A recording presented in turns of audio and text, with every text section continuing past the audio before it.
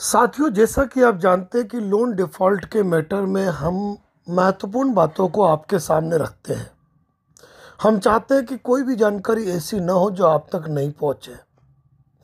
कल 8 मार्च को लोक अदालत है और कई साथियों को लोक अदालत के नोटिस पहुंच रहे हैं। इसमें से कई लोग ये सोचकर परेशान हैं कि ये लोन सही है, जो नोटिस है वो सही है, गलत है, फेक है, रियल है। तो मैं आपको एक बात बताना चाहता हूँ कि लोक अदालत का नोटिस कभी भी फेक नहीं आता है, वो नोटिस सच ही होता है। पर यहाँ दो बातें हैं कि लोक अदालत के जो नोटिस है वो दो तरीके से आ रहे हैं। किसी किसी को वकील का नोटिस पहुंच रहा है तो किसी किसी को कोर्ट का नोटिस पहुंच रहा है। अब वकील का नोटिस आ रहा है तो वो भी गलत नहीं है, और कोर्ट का नोटिस आ रहा है तो वो सही है। तो वकील का नोटिस क्यों आ रहा है, रिकवरी एजेंट क्यों भेज रहे हैं, बैंक वाले, एनबीएफसी वाले आपको व्हाट्सअप क्यों कर रहे हैं, मेल क्यों कर रहे हैं, कोर्ट से ही क्यों नहीं आ रहा है? तो इसका जवाब ये है कि कोर्ट से हज़ारों लोगों को नोटिस जाना है और ये ज़रूरी नहीं है कि पर्याप्त रूप से आपको तामील हो जाए और नोटिस मिल ही जाए। इसीलिए एनबीएफसी बैंक वाले सोचते हैं कि किसी भी तरह करके आपको सूचनाएं पहुंचाओ, आप लोगों में डर बैठे, आप लोन के सेटलमेंट करो। इसीलिए वकील के माध्यम से भी आपको नोटिस भेजते हैं। लेकिन अगर वकील साहब के नोटिस में आपको कोई धमकी दी जाती है कि यदि आप उपस्थित नहीं हुए तो वारंट निकलेगा, आपके खिलाफ केस फाइल हो जाएंगे, ऐसा हो जाएगा, वैसा हो जाएगा, तो इन सारी चीज़ों से चिंता करने की ज़रूरत नहीं है। लोक अदालत का मतलब आपसी राजीनामा होता है। आप जाना चाहे तो जाए, नहीं जाना चाहे तो नहीं जाए। लेकिन एक बात जरूर देखने में आ रही है कि कई लोगों का कहना है कि सर, लोक अदालत तो 8 तारीख की है, लेकिन किसी को 5 तारीख का नोटिस आया है, किसी को 6 तारीख का नोटिस आया है, किसी को 7 तारीख का नोटिस आया है, किसी को 8 तारीख का नोटिस आया है। तो इसमें क्या सच्चाई है? इसका मतलब तो ये है कि जिसमें 5, 6, 7 तारीख लिखी है वो नोटिस सारे फेक है। तो ऐसी बात नहीं है।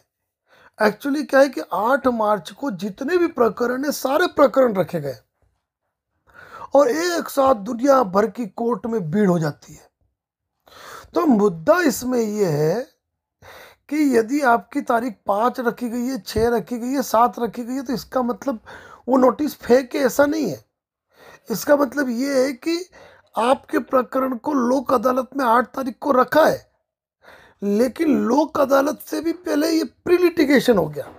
मतलब कि प्री लोक अदालत का नोटिस हो गया कि यदि आप 5 तारीख को पहुंच गए, 6 तारीख को पहुंच गए, 7 तारीख को पहुंच गए और उसी दिन अगर आपकी आपस में बात हो जाती है और मामला निस्तारण हो जाता है, तो ये 8 तारीख की लोक अदालत में रख के इसको ख़त्म कर लेंगे, ताकि आपको बात करने का पर्याप्त अवसर मिल जाए। लोक अदालत की ये बात है, ध्यान रखें। लोक अदालत में जाना नहीं जाना आपकी इच्छा पर निर्भर करता है। जाए, समझौता नहीं हुआ तो कोई बात नहीं, गए, समझौता हो गया तो बहुत अच्छी बात, नहीं भी गए तो कोई बात नहीं।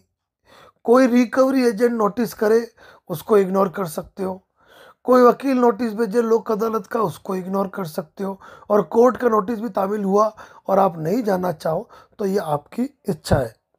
साथियों, महत्वपूर्ण छोटी छोटी जानकारियाँ होती है, लेकिन आपको शेयर करने की पूरी कोशिश करते हैं।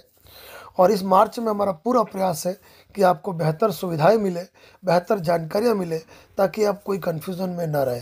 ध्यान रखिएगा, लोक अदालत के बाद सेटलमेंट में तेज़ी आएगी, इसीलिए आपको फर्जी सेटलमेंट से भी बचना है और अच्छे सारथी और अच्छे सलाह दोनों की आपको आवश्यकता रहेगी इन मामलों में। वैसे तो लोन डिफ़ॉल्ट के मैटर में हमने ढेरों जानकारियाँ दी है। यदि आप कॉल बुक कराने में सक्षम है तो आप कॉल बुक करा सकते हैं, अन्यथा मैं कहूँगा कि यूट्यूब चैनल की मेंबरशिप लेकर भी आप सभी प्रकार के नोटिसेस, ड्राफ्ट, जानकारियाँ वगैरह प्राप्त कर सकते हैं। बने रहे इसी प्रकार advocate Narendra Joshi YouTube channel पर, जहां आपको बेहतर और यूनिक जानकारियाँ हमारे द्वारा दी जाती है। यदि आपका कोई सवाल है तो लाइव में जुड़कर भी आप अपने सवाल के जवाब हमसे प्राप्त कर सकते हैं। Thank you so much. And ये कहूँगा कि हर रात 9 बजे लाइव करने की हमारी कोशिश रहती है। जुड़े जरूर। Thank you.